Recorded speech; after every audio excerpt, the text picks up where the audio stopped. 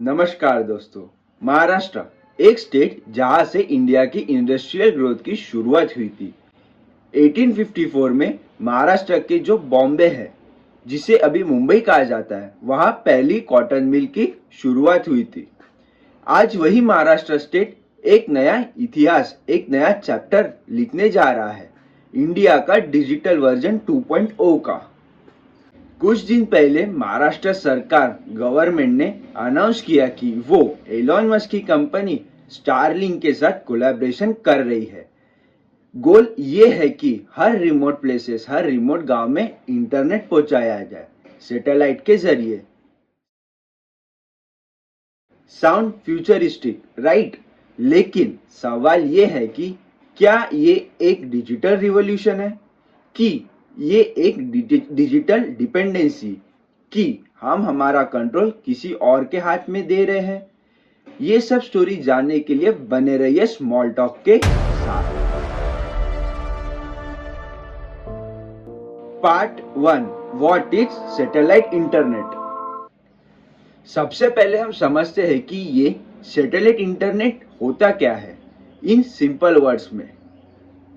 Normal internet जैसे जियो fibre या फिर एयरटेल ब्रॉडबैंड, ये जमीन के नीचे बिछाए हुए ऑप्टिकल फाइबर केबल से काम करता है। ये सिटी, टाउन, विलेजेस से गुजरते हुए और फिर इसके साथ ही आपका डेटा भी ट्रैवल करता है, एक सर्वर से लेके दूसरे सर्वर तक और फिर आपके घर तक। इस तरह नॉर्मल इंटरनेट काम करता है। लेकिन प्रॉब्लम तब होती है अगर आप रिमोट एरिया में रहते हो या फिर किसी काम से रिमोट एरिया में विजिट करते हो जहां ये फाइबर ऑप्टिक केबल पहुंच नहीं पाते, और फिर वहीं से प्रॉब्लम शुरू होती है। एक तो इंटरनेट स्लो डाउन होता है या फिर इंटरनेट कंप्लीटली अनअवेलेबल होता है। और यही से एक गेम चेंजिंग होता है जिसका नाम है सैटेलाइट इंटरनेट। कैसे समझते हैं? सैटेलाइट इंटरनेट जहां पे ना किसी फाइबर ऑप्टिकल केबल की गरज होती है, ना किसी टावर की। डेटा सीधा स्पेस से आता है जहां हंड्रेड ऑफ सैटेलाइट्स अर्थ के ऊपर घूम रही होती है। ये सैटेलाइट एक सिग्नल भेजता है जो डायरेक्टली आपके घर पे लगाए हुए स्मॉल रिसीवर डिश को रिसीव होता है, बिल्कुल वैसे ही जैसे डिश टीवी वर्क करता है।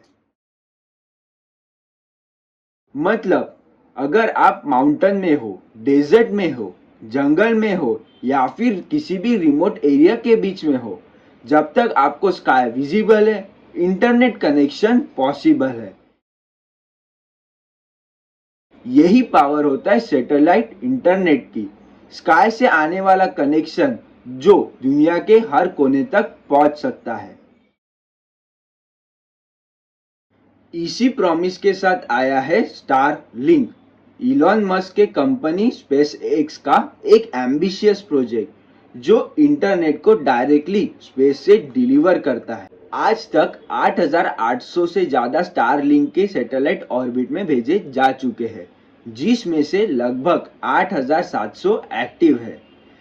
और हर महीने नए सैटेलाइट लॉन्च हो रहे हैं ताकि दुनिया के हर किसी, चाहे वो अफ्रीका के डेजर्ट हो या फिर हिमालय के छोटे छोटे गांव हो, हर तरफ हाई स्पीड सैटेलाइट इंटरनेट पहुंचाया जा सके। टेक्नोलॉजी तो ब्रिलियंट है, स्पेस से इंटरनेट भेजना कोई छोटी बात नहीं है, लेकिन इस ब्रिलियंट टेक्नोलॉजी के पीछे कुछ सवाल छुपे हैं जो हम आगे देखेंगे।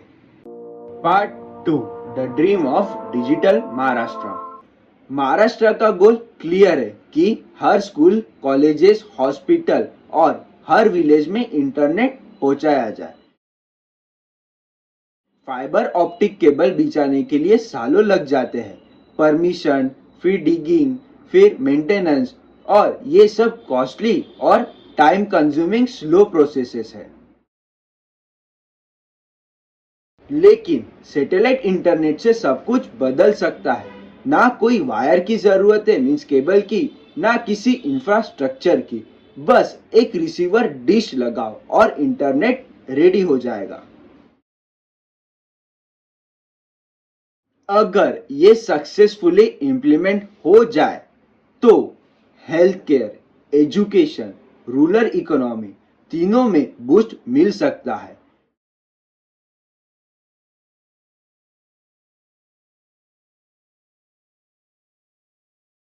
इमेजिन करो, गांव का एक स्टूडेंट जो नासा के साइंटिस्ट से लाइव कनेक्ट कर पा रहा है, या फिर गांव का डॉक्टर एआई डायग्नोसिस यूज कर रहा है। पर कहानी यहाँ पर खत्म नहीं होती है। Part 3, the hidden catch. अब समझते हैं कि लोग इस पार्टनरशिप को लेकर चिंतित क्यों है। पहला, डेटा प्राइवेसी कंसर्न। स्टारलिंक एक अमेरिकन कंपनी है, मतलब महाराष्ट्र के यूजर्स का इंटरनेट ट्रैफिक एक फॉरेन ऑपरेटेड नेटवर्क से गुजरेगा। अब सोचिए, अगर आपका डेटा यूएस बेस्ड सर्वर तक जा रहा है तो क्या इंडियन गवर्नमेंट उसे पूरा रेगुलेट कर सकता है या फिर नहीं। इसे कहते हैं डेटा सोवेरेनिटी इशू। जब अपने देश के लोगों का डेटा अपने देश के सर्वर पर नहीं होता है बल्कि किसी और देश के कंट्रोल में होता है, मीन्स डेटा अपना और कंट्रोल किसी और देश का। दूसरा, डिजिटल डिपेंडेंसी। आज महाराष्ट्र इंटरनेट के लिए स्टारलिंक पर डिपेंड करेगा। कल अगर स्टारलिंक ने अपनी सर्विस बंद कर दी या फिर प्राइस बढ़ा दिया तो पूरा रूरल नेटवर्क कोलैप्स हो सकता है। इसे कहते हैं डिजिटल डिपेंडेंसी। जब एक सिस्टम किसी और से कंट्रोल के साथ चलने लगे। ये तो वही बात हुई जो टिकटॉक और चाइनीज ऐप के टाइम पे हमने देखी थी। उनका ऐप हमारे साथ था, हमारे फोन में था, पर उसका कंट्रोल, उसका सर्वर उनके पास था। Third, Indian alternative ignored. सबसे इंटरेस्टिंग बात यह है कि इंडिया के पास अपने ऑप्शंस थे। इसरो के कम्युनिकेशन सैटेलाइट्स ऑलरेडी अवेलेबल है और एक इंडियन बैक कंपनी वनवेव जो भारतीय ग्रुप प्लस यूके गवर्नमेंट वो भी लो ऑर्बिट सैटेलाइट इंटरनेट ला रही है। तो फिर महाराष्ट्र ने स्टारलिंक के साथ ये पहला कोलैबोरेशन क्यों किया? क्या ये डिसीजन टेक्नोलॉजी के बेस पे हुआ है या फिर कोई पीआर हेडलाइन के लिए? Part 4, the political angle. Maharashtra के सीएम फडणवीस जी ने अनाउंस किया कि Maharashtra leads the way for digital India.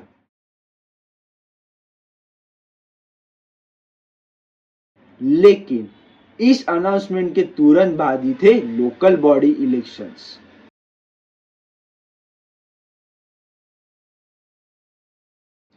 तो सवाल ये है कि क्या ये एक डिजिटल प्रोग्रेस है या फिर इलेक्शन के पहले का कोई पीआर स्ट्रेटजी? हो सकता है ये एक विजनरी मूव हो या फिर कोई एक पॉलिटिकल मास्टर स्ट्रोक हो। एक बात तो क्लियर है, महाराष्ट्र ने एक नया बेंचमार्क सेट किया है। क्या पता अब दूसरे स्टेट भी ये स्टारलिंक वाला मॉडल फॉलो करे, जैसे कि लाड़की बहन योजना का फॉलो हुआ तो मे बी और may not be. Part 5, the bigger picture, digital sovereignty.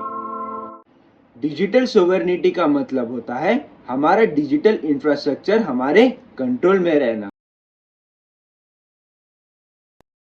Satellite, server और डेटा अगर हम फॉरेन हैंड्स में देते हैं तो हम हमारा डिजिटल इंडिपेंडेंस खत्म हो जाएगा।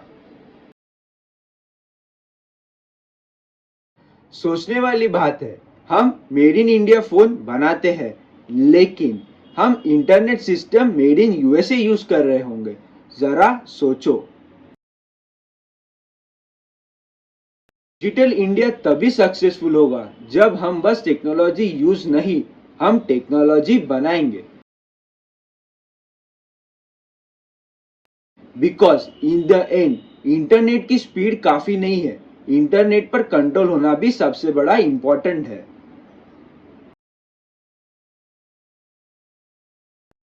स्टारलिंक एक अपॉर्चुनिटी जरूर है, लेकिन उसके साथ एक वार्निंग भी। अगर हम हमारा डिजिटल सोवर्निटी नहीं संभालते तो आगे जाके हमारा इंटरनेट, हमारी सोच और हमारा फ्यूचर कोई और अपने सैटेलाइट से कंट्रोल कर रहा होगा। जरा सोचिए। एंड हाँ, एवरी स्मॉल टॉक काउंट्स।